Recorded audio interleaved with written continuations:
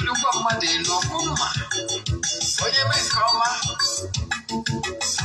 ebulie ya elu si ya jide nke oji na-aga n'iru biko ka anyị gbakọ kịta wee kelee Eze-Ana adịghị adị Eze-Ana Ugochi Eze-Ana Ugochi tubelu nwoke ọma na oraifite ị ga-adị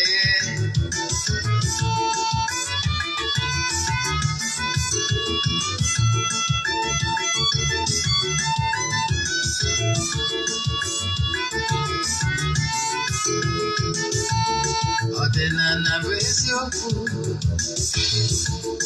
ọdịnala bụ ụzọ ndụ ịma na o nwere olu na-eti mkpu na-asị ụmụ Igbo chigharịa ụmụ Igbo chigharịa kwa mbọsị ọ na-eti n'ụtụtụ n'abalị ọ nọ na nkụzi Eze-Ana Ugochi tubelu onye ọma na oraifite onye mgbasa ozi ọma ọdịnala gaba n'ihu Eze-Ana Ugochi tubelu onye ọma na-eje eme ọnụ ọdịnala bụ ụzọ ndụ gaba n'ihu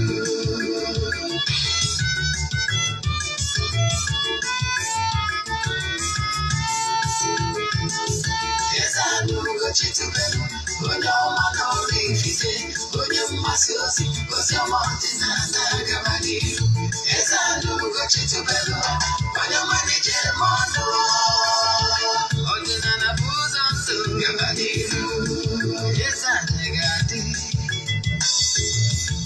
Ugochi tubelu ga-adị Ugochi tubelu tempụl ọ ya adị maka na eziokwu anwa chacha ndị oke dịga anyị front and back ndị oche nye anyị front and back fọjasị kara aka ụgọdị ụmụ Igbo si anyị rapụ nke anyị na nke feka mma buru Baịbụl bịa akwụkwọ akụkọ mepekwa chọọchị fa okpuru ụka adakwa mana Ugochi tubelu ekweghị ekwe Eze-Ana si na ọma mme ọdịnala ọma chacha oge ọbụla ọ na-eti ọ nọ na nkụzi Chukwu abịa ma gbaa ume ọdịnala ya dị ụtụtụ ọma na ụmụ ọdịnala Igbo anyị abịakwanụ n'oge awa nke eziokwu oge anyị ji awa eziokwu niile agba nke ọ bụ mụnwa bụ Ogbuefi Eze-Ana Ugochi tubelu na oraifite na-anọ n'isi n'ụbọchị taa n'oge awa nke eziokwu isiokwu anyị ji wee bịa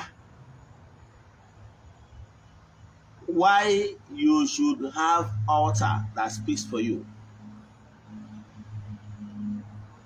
Uru ọ balụ na ị ga-enwerịrị okwu mmụọ na-ekwuru gị ị ga-enwerịrị okwu mmụọ na-ekwuru gị.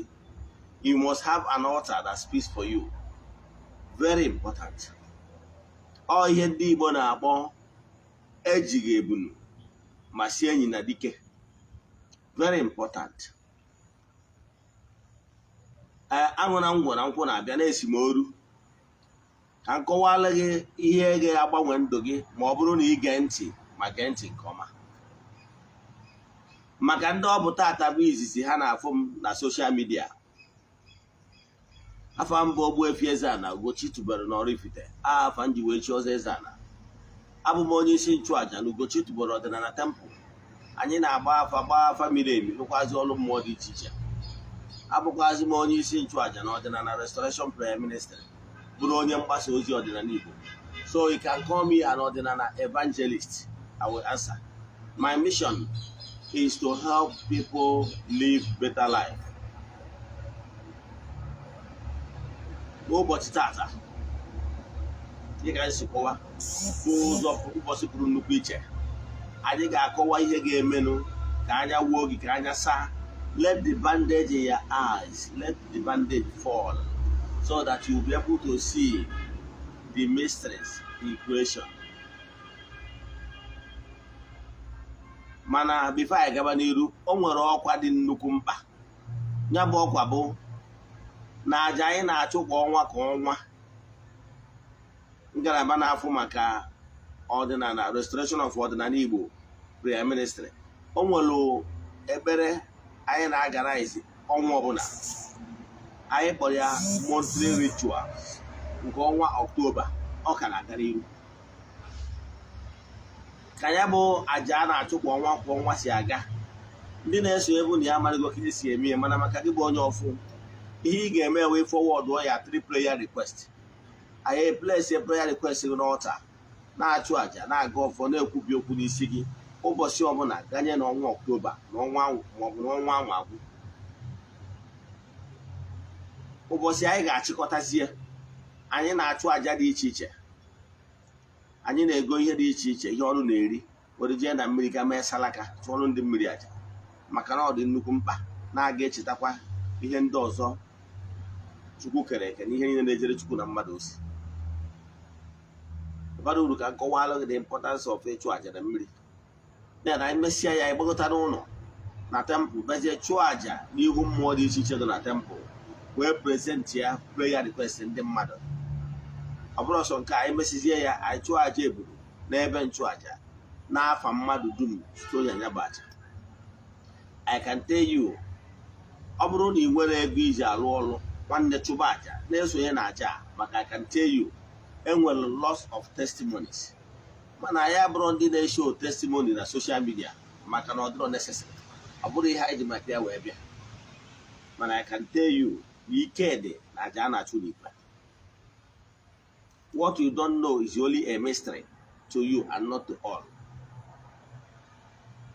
So ọ bụrụ na ị chọrọ isonye na aja, ị nwekwara ike isonye na aja ebe ọ bụla ị nọ na nsọtụ ụwa dum, maka na ike Chukwu ruru mba dum. Ebe ọ bụla anyanwụ ruru, ebe ọ bụla ikuku ruru, ebe a ka ike Chukwu ruru. So ị nwere ike isonyere anyị n'ebe ọ bụla ị nọ. Ọ bụrụ na ebido ya, anyị na-afọwọdụrụ ndị sonye na ya bụ aja only on WhatsApp. Anyị anaghị eshow ihu ọrụ na social media. Only on WhatsApp anyị ga-afọwọdụ mmalite ya. Then ụbọchị a ga-emechikwu ya na WhatsApp ụnụ only ka ị ga-enwetakwu ya, maka na ihe ọrụ anyị adịghị abịa na social media ma na telivishọn. Ọ dịrọ necessary. Yes, nke a bụ ọkwa dị mkpa. So echi isonye na aja nke ọnwa Ọktoba anyị ka nọ na ya, ma ọ bụ nke ọnwa na-abịa n'iru bụ Nọvemba. Vat onwegodi ndị bukwuru tụrụ adịghị ya. Onwego ndị sonyere anyị na aja n'ọnwa Nọvemba na-abịa, ka ọ ga-eme 2 years anyị bidoro ya. I can tell you it helps. Echi isonye na ya bụ aja, ị ga-eme forward ya 3 prayer requests, chat ya m na WhatsApp ma ọ kpọkwazie nọmba nna aja kpọrọ gị 0813 8243 871. I repeat, 0813 8243 871. Ọ bụrụ na ịkpọ onye bụ nọmba, then ọ bụrụ na m enwere ike ipik na o nwere na ndị busy, ma pinye wu pikit, nwekwaziri ike isend message, WhatsApp message anya bụ nọmba, a ga-respond kwasị ọsịsọ. Ya bụ nọmba bụ 0813 8243 871. Nke ọzọ si ọkwa ọzọ dị mkpa, ọ bụrụ na ị na-esonyere anyị na ị na-anụ onu m site n'Eziokwu TV, ọ bụrụ na ọ nwere Nollywood movie ọbụla ịwọchị n'Eziokwu TV a nke masịrị gị, anya bụ Nollywood movie bụ English, mana ị chọrọ ịwọchị ya vidio ọzọ, ma ọ bụ na ị chọrọ ishare ya mmadụ, yes, jee na our Nollywood movies channel dị na YouTube akpọrọ Ugochi Tubelu Movie Productions. Ebe a ka ị ga-afụ all our Nollywood movies English version. Yes. Then ọkwa nnọọ nwere Nollywood movie ọbụla ịwọchịrị na Eziokwu TV, ọ bụrụ na Igbo, yes, mana ị chọrọ ịwọchị ya ọzọ ma ọ bụ ishare ya mmadụ, jee na Eziokwu TV Nollywood movies ịwọchịkwa ya. O nwezie ihe ndị ọzọ anyị na-eme n'Eziokwu TV chọrọ ịfụnụ, jee na Eziokwu TV na YouTube watchịkwa ya. Then ka anyị gabazie n'iru na nkụzi niile anyị ji maka ya wee bịa n'ụbọchị taa. Yes, dịka m si kọwa, isiokwu anyị bụ ihe niile ị kwesịrị ịma ihe kpatara iji kwesị ka e nwee altar that speaks for you. Yes.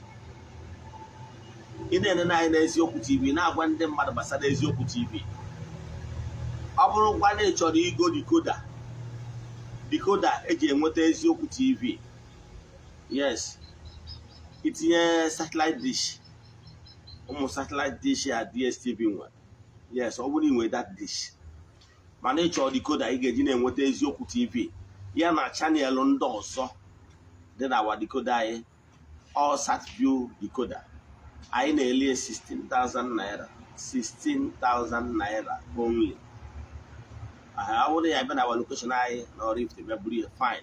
I will manage your camera your way bill. A man got to pass a go way bill. Then you can get chat and I was up number near again, mobile nature. Then Kaikabazian Niruna, Kuzia, ta. They can see where. Do you see this world we are living in? This gross material world. No why Nigeria enough. Onye alachara ọnụ ya, oguru alachara ya. Ụfọdụ nwere ike isi na life no balance. Onye ahụ nwere ike na-ekwu na life no balance because onye ahụ aghọtara how things work. In this world you are seeing is survival of the fittest. What you did not ask or work for or deserve will never continue. Chukwu Okike, the creator of the whole universe, bụ Chineke nke ikpe nkwụmọtọ. Ọ na-agọzi ndị ya, ọ gwago ndị mmadụ the necessary principles of how things work. So if you want to understand or benefit from the goodies of life, you must align yourself and key in with the natural laws in order to benefit from the goodies of life. Yes, you must understand how things work and the key in and become at peace with forces of nature so that you will be able to benefit from the abundant grace of God Almighty. Emmanuel, let's check here directly from heaven. Man, I others anywhere. If you like, do fasting from 60 days and 60 nights. If you like, you will read we go the highest mountain. No, they didn't pay us. Yes, manna will never fall again. So, you must understand how things work. Can look at things shall work. How things work, God Almighty in His infinite mercy, after creating the entire universe, Chukwu Okike went on a throne here. Where Kezen Dangelunke? Ndị na-agagharị na-eme mma. Ndị ọ bụ ha bụ no ha na-take care of the entire creations thousands of years before man was created. And if you want to benefit from the goodies of this world, you must be at peace with these entities of powers. You must be at peace with these entities of powers. All how bonde ma ihe na-eme na mmụọ. All ha ji aka ha na-recommend, na-make sure na ngozi Chineke na flow to entire race, entire mankind. Yes. All how. So for you to benefit from the goodness of life, you must adapt.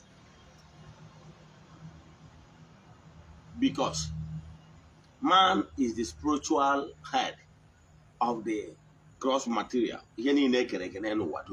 Yes. Mana ọ na gị nwa bụ mmadụ activated on that your spiritual you. In a window, just canal. You can never connect yourself with these elemental beings that have been in this existence, that have been in this gross material. They are the movers and shakers of all the things that is happening on gross material. Take it or leave it. And with supernatural forces that make things happen on earth. Let me paint a picture for you to have an idea of how things work in creation. Makana the problem man face, mmadụ na-face start bụ na ha ghọtara how things work. Maka na onye ama na ebe si nyozu oji ịbụ na osi ebe so dị na-apụ. So if you really want to understand how things work in creation and they want this place to be a better place for you, you must adapt with the movers and shakers of this universe. That is the only way. Example. Let me use earthly governance to illustrate my point. Ka m were ihe na-eme n'ụwa wee kọwara gị ihe nji maka ya bịa. Onye isi ala nọ na ebe ọ nọ na Aso. Yes. Mana enwere agents of government that you can benefit from the government joint contracts, for the government incentives, if you are well connected. Never I say local palace, as not the one long leg. Monday, money. That's why I was in a mother, because it didn't. Or when I know about a fruit, garden. Makana ebubo you know human spirit will withstand the vibrations and radiations and power that radiate from the God Almighty. So to work the way when angel here, some entities of powers, call them entities of powers, call them negative and them, call them the chair, call them elemental beings. They can withstand and absorb the grace and power of God Almighty and radiate it in a manner that we can stand.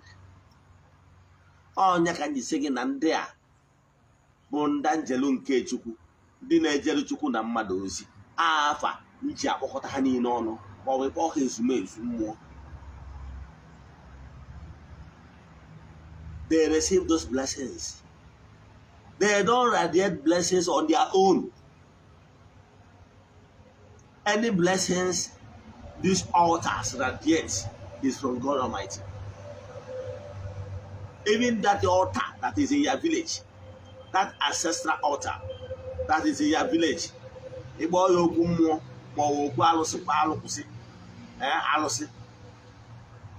in our spiritual altar that was consecrated by your ancestors. Some of these sacred altars has been in existence thousands of years. Yes. So what am I saying?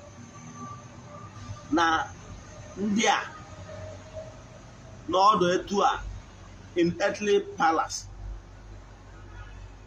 and when you get all her ministers, pamsects, governors,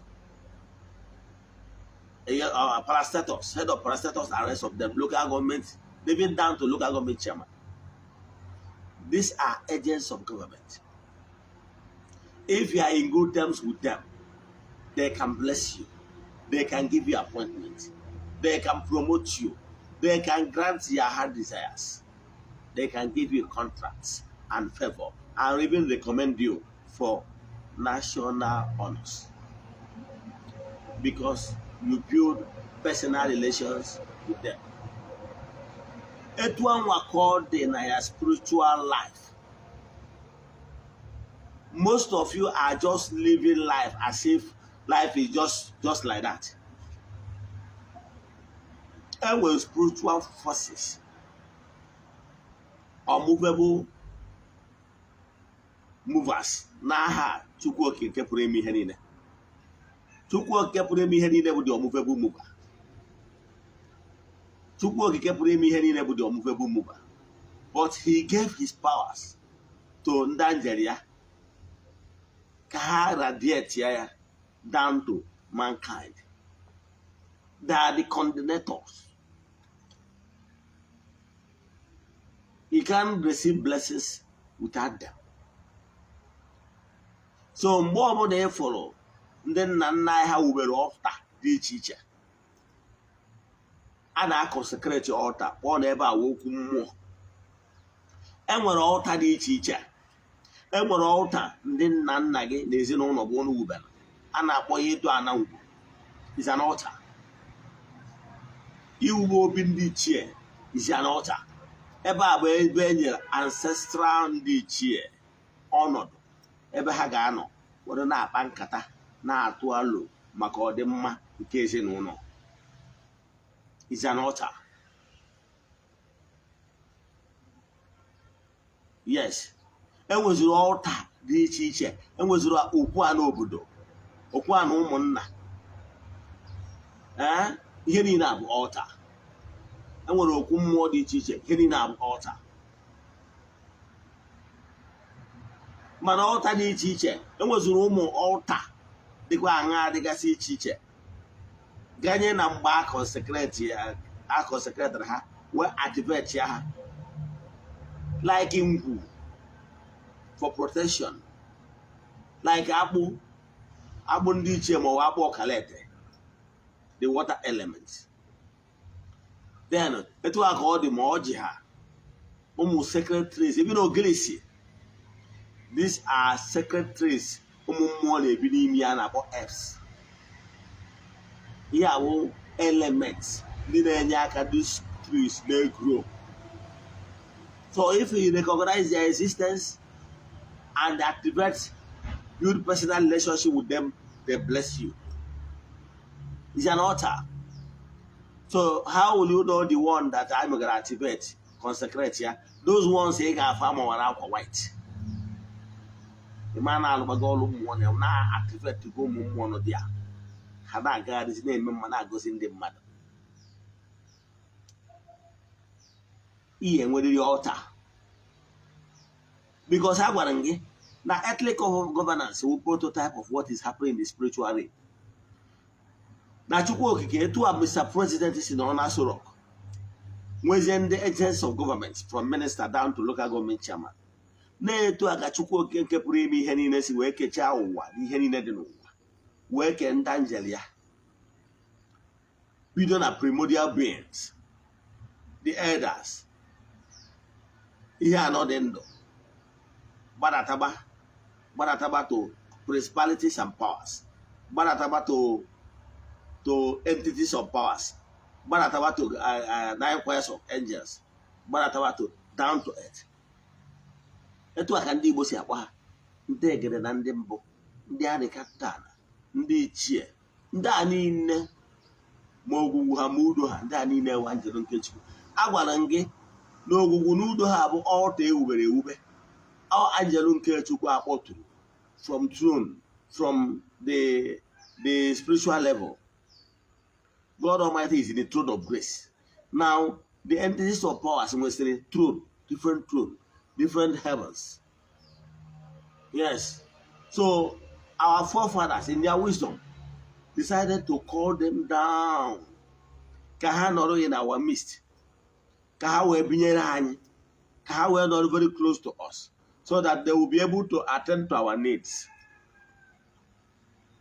All the same mindset ya ka ndị Rome ji wee na-emekwa ndị na-eje ụka Rome ya ọtịnye nnekwu ji akpọtụkwa Jizọs nke ha kwenyere na ya site n'okwu nke Fada kwuru, asị na-akpọtụ Chukwu site na nkwenye ha, na-akpọtụ Chukwu na Blessed Sacrament bụ achịcha ndị Reverend Sister nọ na convent, asị na Chukwu ebidigo n'ime obido na-ejere flet ya, o jere flet chaa ya, onye nwe oriri onye cha nke fọ ọnụ o tinye na mostras ma ọ na o tinye na communion plate, kpuchie onwe ya, a na-akụ bel, o buru ya na-eme gịnị na-anakpu oru ojedebe na chapel, ndị mmadụ eji ebe a na-ekpe ekpere. Ihe m chọrọ iweta ebe a bụ ịfụ na ha anwụ ndị Rom kwenyelụ site n'okwu odido dị asọ, site n'okwu afada kwuru na ọ ga-akpọtụwu di nwere ha na achịcha a ndị sista lụrụ, kwenye na chukwu ha abatago na ya. Eho chukwu ka ha na-ekwu maka ya. Mana ndị nna nna anyị ha kwuru na ọ bụrụ chukwu ka anyị kpọtụrụ n'okwu mmụọ dị iche iche. Ihe a bụ ndị anjelu nke chukwu, dị Amadioha, dị Udoha, dị Ogwugwusu. Ndị a niile bụ ndị anjelu nke chukwu. They are not God. They cannot radiate grace. They cannot bless. Ma ọ bụrụ na ike chukwu adụnyere n'ebe ha nọ. Maka na ike chukwu, amara chukwu, na ebere chukwu, na ngozi chukwu ha na-radiate. Ọnya ka nji sị gị na ọdịnala Igbo kwuru na ike niile si n'aka chukwu abịa, onye ike niile si n'aka ya abịa. Ọnya kpatara na anyị na-ayọ n'aha chukwu okike nke pụrụ ime ihe niile. Maka na Amadioha na Udo na Ogwugwu ama radiate grace ma ọ bụrụ na chukwu okike apamitere ya. Ịghọtara ya? Yes. So ihe anyị na-enye ha genuflection. We are not worshiping them. So those altars, enwere altar dị iche iche. Okwu alụsị ọbụla anyị na-anụ afọ ya bụ an altar. Like the altar we have in Ugochi Tubelu temple is an altar. Anyị nwere mmụọ dị iche iche na-apụ na temple, like otu Igba na Ijele is an altar. Is an angel nke chukwu ndị na-eweta ihe ọma dị iche iche. Ọ ha ka akpọtụrụ ya bụ altar. Etu a ka esi kpọtụkwuo ihe eji na nchegbu arụsị na-achụ ndị amoosu, fufu the protection, protective entity. Ọrụ ya bụ ịchụ ndị amoosu na ịchụ ndị ihe ọjọọ na ichekwa mmadụ. Ịghọtara ya? Now, ihe niile abụ altar. So even ọbụrụsụ ya, ụmụ altar dị iche iche kwesịrị inwe altar that ị na-achụrụ aja. Ya enwerịrị altar that speaks for you. Ọ ya enwerịrị altar that fights your battle. Ọ bụrụ sọ altar nọ n'Ugochi Tubelu na temple altar. No. Enwere altar dị iche iche, including altar dị na be nna gị, including altar dị n'ikwu nne gị. When was the last time maybe see it altar dị n'ikwu nne gị? Okay, aghọtara m ọtụtụ n'ime unu nwere ike n'ụtọ na-agbapụgasị onye ụka ime enwe ike ibisi these altars. Fine and good. Amakwu na o nwere ụfọdụ n'ime unu ụtọ na ya agbadogo dịka onye na-eje ụka ọbịa. Ị nwere ike ijekwu na ọta dị na be nna gị ma ọ ọta dị n'ikwu nne gị ma ọ kwasị n'ịnụ obodo oyibo. O dị ndị dị etu a ka anyị na-enyere aka na tempụl. Anyị ya na tempụl anyị kpọkuo mmụọ na mmụọ ndị anwa, mmụọ ikwu nne ha, chụọlụ ha aja n'afa ha. O dị ndị dị etu a ka anyị na-anọ dịka onye akaebe na-achụ aja n'isi ha by proxy. Ọ bụrụ na ihe ndị anwa anyị nwere ike imewu n'onwe gị, ọnya nwa ka ọta ga-enyere gị aka wee mee n'onwe gị. Ọ gwazi ndị dị iche iche si n'ebe dị iche iche na-abịakwazi akụ mba mba na-ayọ mmụọ nọ n'ọta ka ọ na-alụrụ ha ọrụ na-agọzi ha. Mana ihe m na-ekwudobe taa bụ na eme agba onwe gị nkịtị. Ndị Igbo na-atụ ilu si na ọ gbara nkịtị kwere ekwe. Mgbe ọbụla a na-pass judgment n'isi gị, you refuse to talk anything, then aga m assume na ị concur with ihe ekwuru. Ya na ihe ọ pụtara na ikwenyere n'ihe ekwuru n'eziokwu. Ị ga-enwerịrị altar that speaks for you. If not, in the spiritual realm, ị ga-adị ka an orphan, nwee nne nna, maka ị nwere altar that speaks for you. Let me tell you one thing. One thing you know on earth bụ na ihe ọbụla nwere nke ọma nwere nke ọjọọ. E nwere positive altars, nwee negative altars. Yes. So ọ bụrụ na ị nọ on earth, ọ bụrụ na o nwere a good altar that speaks for you, ọnyanwa bụ na ị ga-adị vulnerable to every attack. Na ọ bụrụzie na onwe onye ọbụla sendịrị any negativity or trying to hypnotize you, then from his or her own altar, you are vulnerable. Ị kwadoro akwado, ekwuru ka nwoke si akwụ, agba ka kpara akwụkwọ, anwụrụ gị ka nchi maka na ị kwadoro ọfụma. Mana ị ga-enwerịrị altar that speaks for you. Let me tell you how things work in these dark regions. Ndị anwa na-eje those negative altars a na-eje achụ aja, a na-eji alụ ọrụ ọjọọ dị iche iche, na-akpọdo gị n'elu osisi, na-alụ ọrụ ọjọọ dị iche iche, na-etinye ma n'abalị, na-alụ ọrụ ọjọọ dị iche iche ka ị nwee showdown. Were ngwere na-alụ ọrụ ọjọọ dị iche iche n'isi gị, emesịa kasịa spel. O mesịa ya, ọ chụọ aja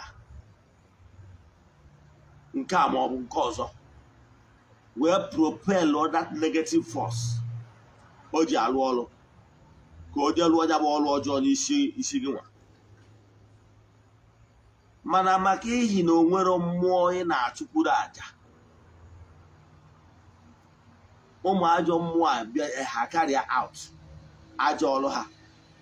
Maka ihi na o nwere mmụọ ị na-achụrụ aja, o nwere mmụọ ị na-emere ihe, ịbịa anwụrụ gị ka nwanchi. Ịghọtara ya?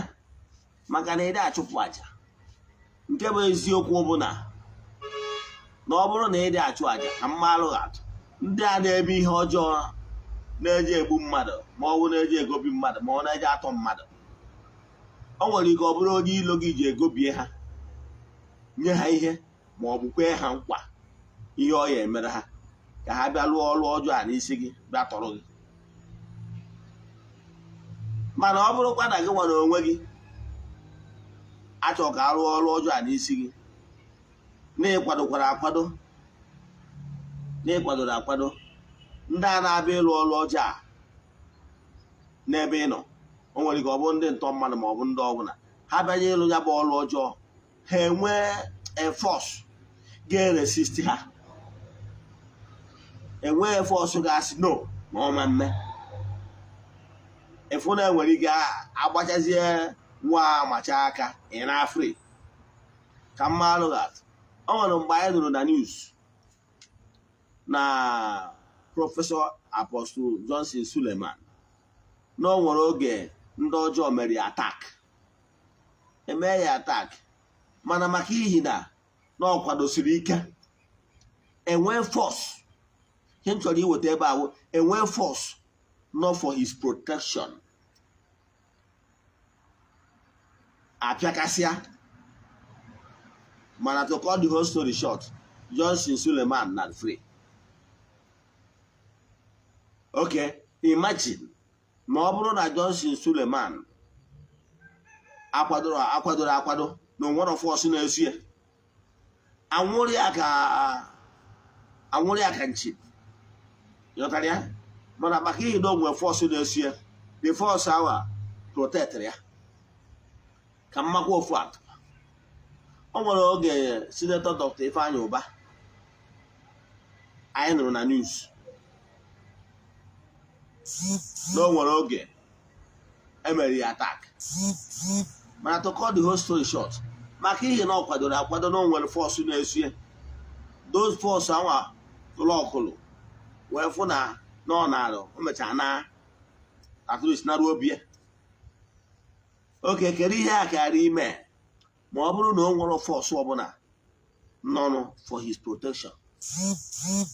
Nwere ọ bụla etu aka achọ m ịmana ndị ma nkụzi mana nna like iji ihe ọmụmatụ wee kọwara ihe mmadụ. Etu ahụ ihe anyị furu mere na mmadụ, etu aka o si eme na mmụọ. Mana o nwere ike because they don't have the spiritual eyes to see beyond their nose. Ị marakwa na the same fight ka a na-fight na mmụọ. So mana ọ bụrụ na gị nwa na onwe gị na-protect onwe gị, nwee force na-protect gị, nwee an altar that speaks for you. Now mgbe ọ bụla a ga-abịazie ka abịa meja wa attack, enwe ọnụ ga-asị no, enwe dissenting voice ga-asị no, na onye abụ onye nke anyị, then you will be protected. Ka mmakwado gị ofu atụ before mmechie ka iwee ghọta uru ọ bara na a ga-enwerịrị voices, a ga-enwerịrị force ga-ekwurịrị ihe ọma maka gị, udo obi wee. O nwere onye a na-akpọ Dorcas na Baịbụl. A gwara anyị na Baịbụl ahụ na Dorcas abụọ ọgọ Pita. Mana mgbe Dorcas nwụrụ, ndị mmadụ na-ebe akwa, mana e nwere strong voices ndị nọ wee na-testify good of Dorcas, na-asị Pita na Dorcas mere ha nke a, na Dorcas mere ha nke a, Dorcas mere ha nke a. That good voices nọ in protection na-ekwu ihe ọma gbasara Dorcas mere, according to that story, ewee si ewee tute Dorcas n'ọnwụ. Ama nne nwere ihe mmụta na nkụzi ihe a nkọwa.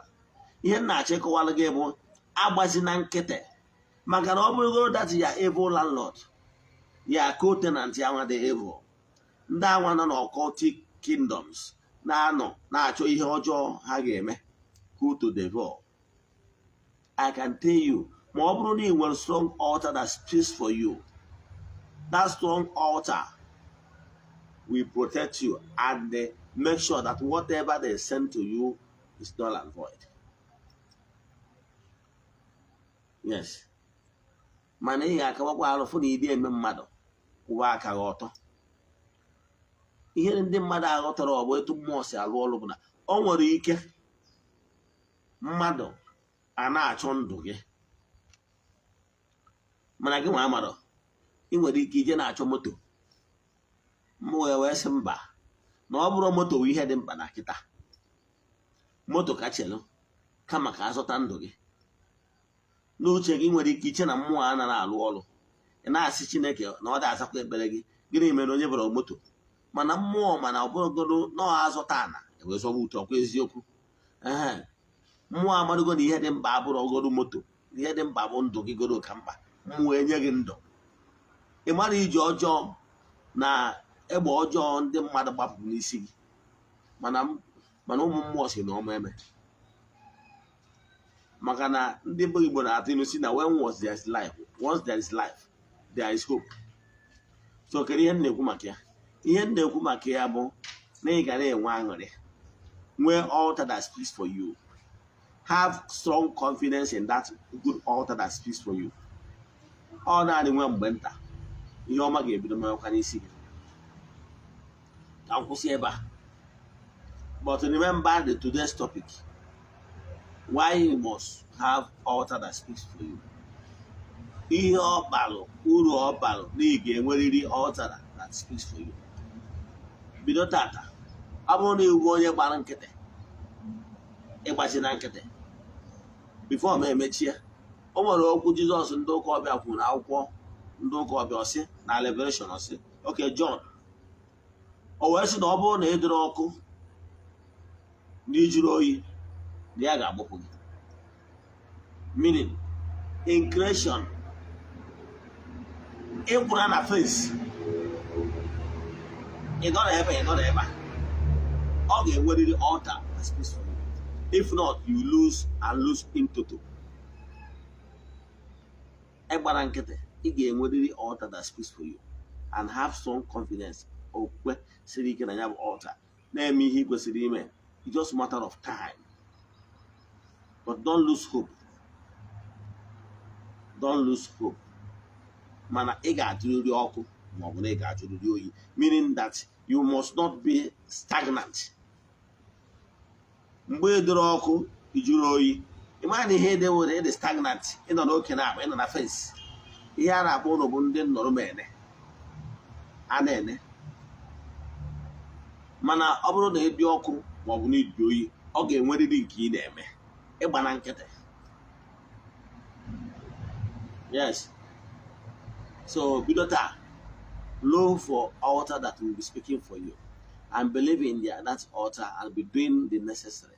But go for positive altars. Maka udo obi dịrị gị.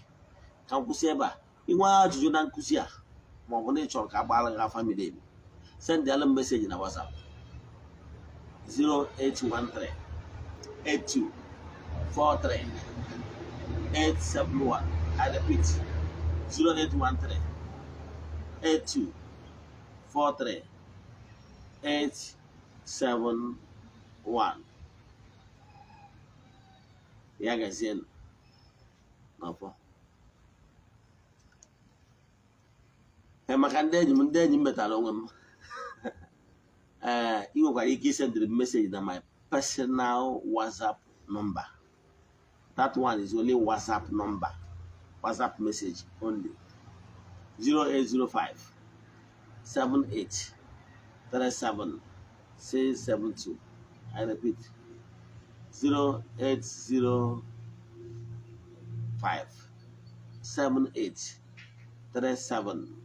08057837672. Ya gazie ka ọ dịkwanụ. Abịa.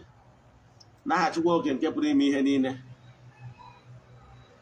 N'aha Chukwu Okike nke pụrụ ime ihe niile. Ekpee m ekpere ma gaa ọfọ n'isi ndị niile sonyere anyị n'oge awa nke eziokwu a n'ụbọchị taa. Ọ kachasị n'isi ndị Children of the Temple, ya na n'isi ndị Friends of the Temple, ya nakwazi n'isi ndị niile na-esonyere anyị n'aja anyị na-achụ kwa ọnwa nke ọnwa Ọktoba, ya nakwazi ndị niile ihe anyị na-eme na-amasị. Aga ọma ọfọ ọma n'isi ụnụ n'ụbọchị taa, si na ihe ọma ga-emere ụnụ, si na akakaka ya ama ụnụ na jijiji ya ama ụnụ, si na osisi fụrụ ụnụ na-atụ ufe na ufere ya amapụ ya ọnụ, si na onye echeche ihe ọjọọ ya eme ụnụ ya ma onwe, si na ihe ụnụ ga-eri ga-abịa, ihe ga-eri ụnụ agha abịa. N'aha Chukwu Okike nke pụrụ ime ihe niile, a sị m udo dịrị ụnụ. Ya gazienụ.